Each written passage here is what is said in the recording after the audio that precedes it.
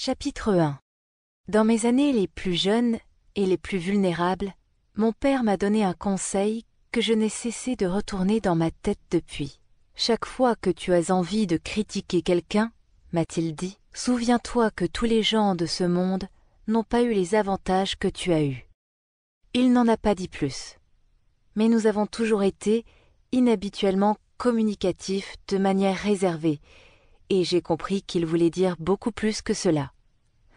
En conséquence, je suis enclin à réserver tout jugement. Une habitude qui m'a ouvert bien des natures curieuses et m'a aussi fait la victime de pas mal de vétérans ennuyeux. L'esprit anormal est prompt à détecter et à s'attacher à cette qualité lorsqu'elle apparaît chez une personne normale. Et c'est ainsi qu'au collège, on m'a injustement accusé d'être un politicien, parce que j'étais au courant des chagrins secrets d'hommes sauvages et inconnus. La plupart des confidences n'étaient pas recherchées. Il m'est arrivé fréquemment de feindre le sommeil, la préoccupation ou une légèreté hostile, lorsque je me rendais compte, par un signe indubitable, qu'une révélation intime frémissait à l'horizon. Car les révélations intimes des jeunes hommes, ou du moins les termes dans lesquels ils les expriment, sont généralement plagiés et entachés de suppressions évidentes.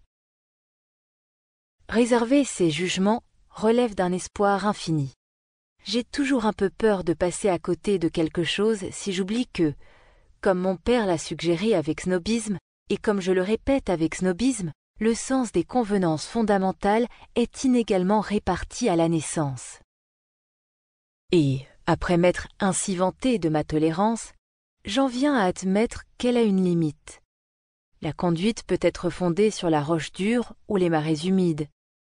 Mais au-delà d'un certain point, je ne me soucie pas de ce sur quoi elle est fondée.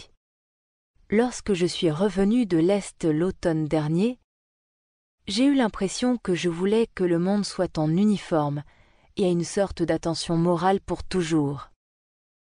Je ne voulais plus d'excursions éruptives avec des aperçus privilégiés dans le cœur humain. Seul Gatsby, l'homme qui donne son nom à ce livre, a échappé à ma réaction. Gatsby, qui représentait tout ce pour quoi j'ai un mépris non affecté.